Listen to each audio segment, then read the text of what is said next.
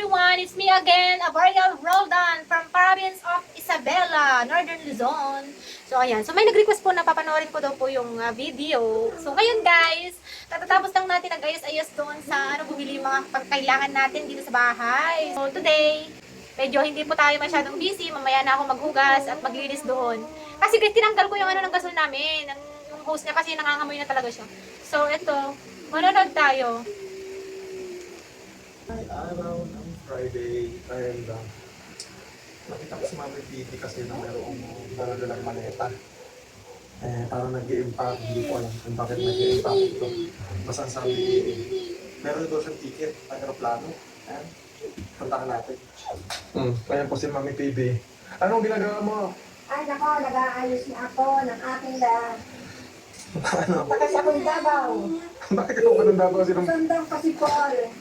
Sundan mo si Kuya? Oo, tatanungin ko kung ano na ang kanilang dalawa ni Krishna. Kasi tatanungin ko siya kung Tatanungin na, susundan daw ni Mami PB, si Paul, tatanungin niya na daw kung kalayang gano'n niya kay Krishna! My God. Di ba guys? Ayan, tignan nyo, bihira yung mga mami na ganyan, yung parang pinupush, yung parang botong-boto yung, botong-boto sila, yung para sa anak nila. Oo. Mamanikan. Mamanikan na. Oo, manikan daw. Tutuloy ko, pwede na mamanikan. Ayoko nga seryoso siya, mag-i-impact talaga. Bakit talaga ako susundan ko siya, tatanungin ko siya. Tatanungin niya daw sa Sir Seryoso Paul. talaga siya. Pwede, tatanungin ko siya. Tingnan niyo po mga kabayan, no? Nag-i-impact talaga, oh. May ticket ka na ba? Hindi ro na. Asan yung ticket mo? Bagyan yan. Asan ang ano nyo? Asan ang ticket nyo? Asan ang ticket nyo? Ay, ano? Asan? Ay, Ito, may ticket na nga ako. Oo. ay, totoo ba? Ito, yan. Ako nagbibiro. Wait lang. Si Sir PB na lang guys, yung yung wala pang Isa lang, ano. asawa yata, di ba Palaman guys? natin yung ibang, ano mo. Ayoko nga, papunta nga siya ng Davao. Ano? Sundan niya si PB guys. Susundan ko si Paul. Tatanungin ko siya. Kaya lang, Ano? ano ba yun? Nakakasala ng kanyang kapatid. Oo. Tapos Bawal ba yun? ay hindi mo na, hindi mo na ako papalat. Bakit? Eh kasi mag-ano na nga kakasal mo lang. Tapos mag-aasawa na agad siya, hindi pwede. Bawal ba yung gano'n? Hindi naman sa bawal. Basta ko di ba nandiyan na? Eh, next year naman 2026 na. Ay, oo nga, ayoko pa din. Ayan. Guys, so sabi ni Mami PB na yun nga, sabi niya susundan niya si Sir Paul kung ano na yung status nila ni Krishna, ni Sir Paul at Krishna. So ngayon, ayun nga, natanong ni Sir Onjay kung bawal yata.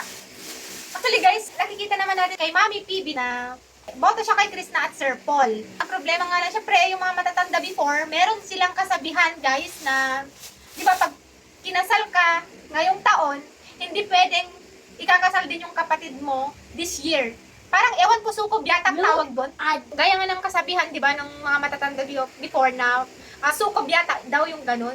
Merong yung isa, magiging magandang buhay, yung isa, pwedeng magiging malas. Parang ganun yung kasabihan noon.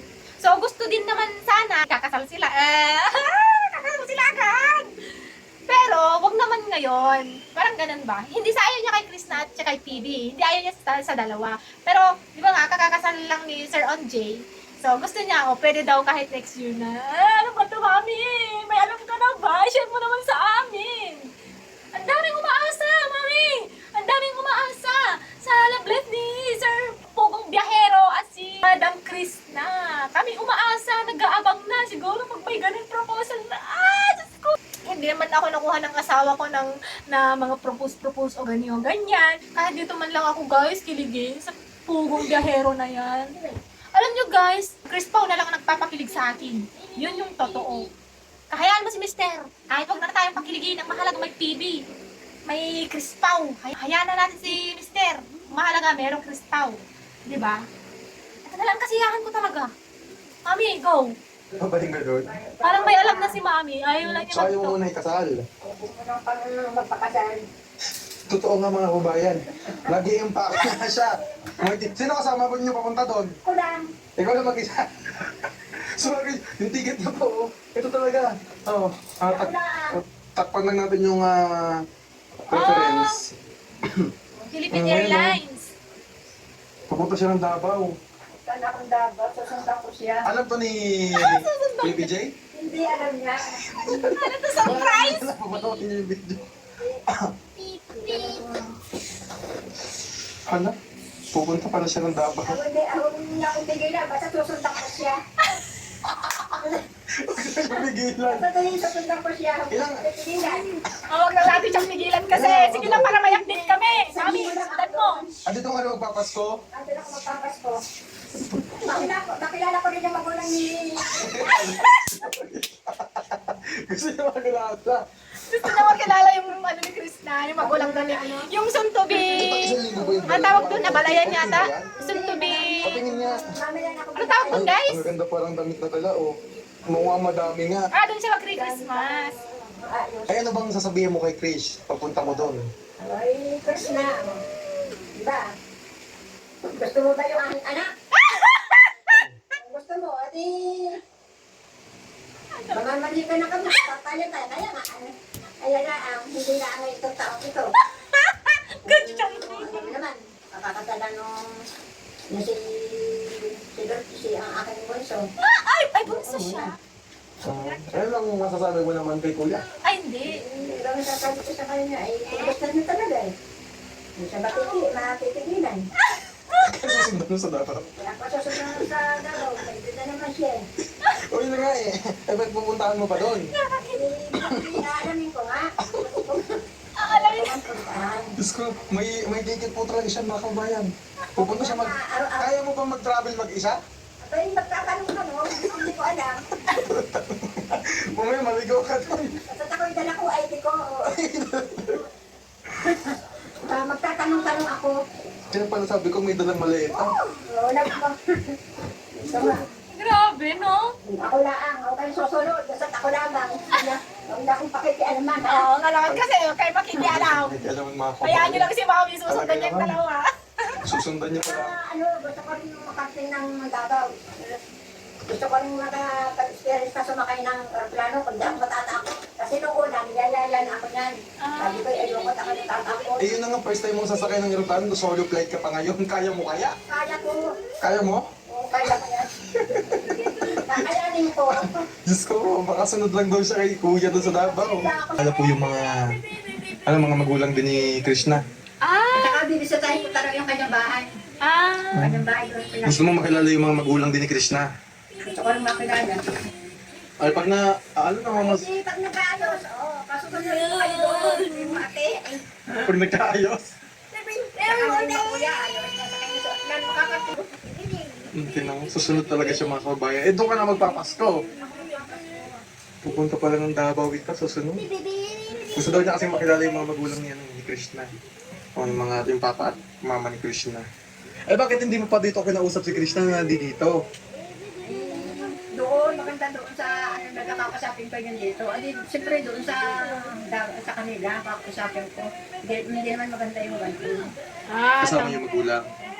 O ano bang, eh paano pag sinabi ng magulang na Tama. ayaw din? Ano lang magagawa kung ayaw eh. Eh pero anong masasabi mo sa mga magulang ni Krishna?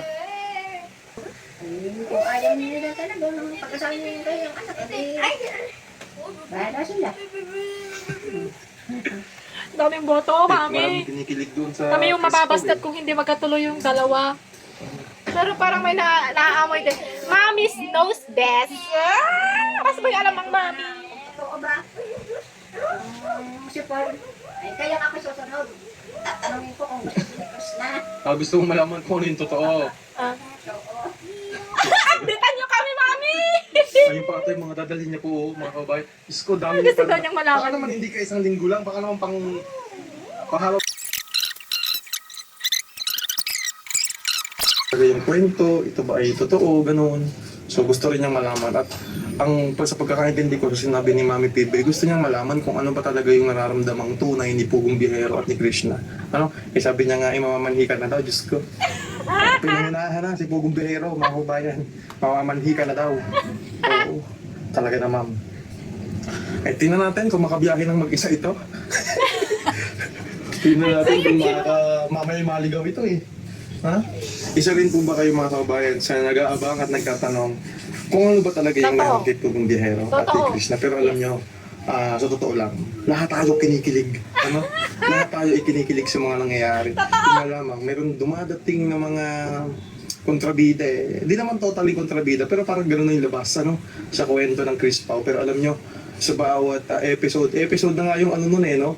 Yung mga ginagawa nilang videos, talaga namang kaabang-abang, kasabik-sabik, ano? Kaya naman, pagdating ng Mami PB doon sa Davao, tingnan natin, ano? Kung ano kaya yung papapatuloy ng kwento pagdating at malalaman natin kay Mami PB kung ano ba yung tunay na nararamdaman ni Pugong Biyahero.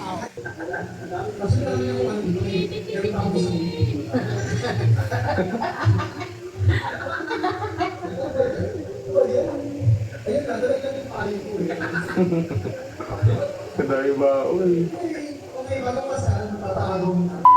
Ayan lamang guys. So, ayan. So, napanood natin yung reaction ni Mami PB. Oh my God. Kahit naman sinong mga magulang, di ba guys? Siyempre, mahihiwagaan ka sa kung ano ba talagang totoo sa iyong anak at sa kanyang tinatagi ng kanyang anak. Diyos ko lang. Nakakainis lang.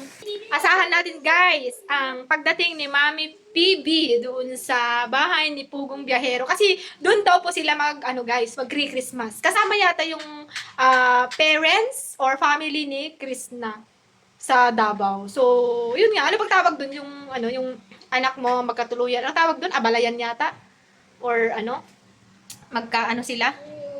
Yung mother ni Krishna at mother ni PB, anong tawag dun guys? Paki-comment down po, hindi ko masyadong alam kung anong pagtawag dun. Pero sa Ilocano talaga abalayan, yun yung pagkaalam ko.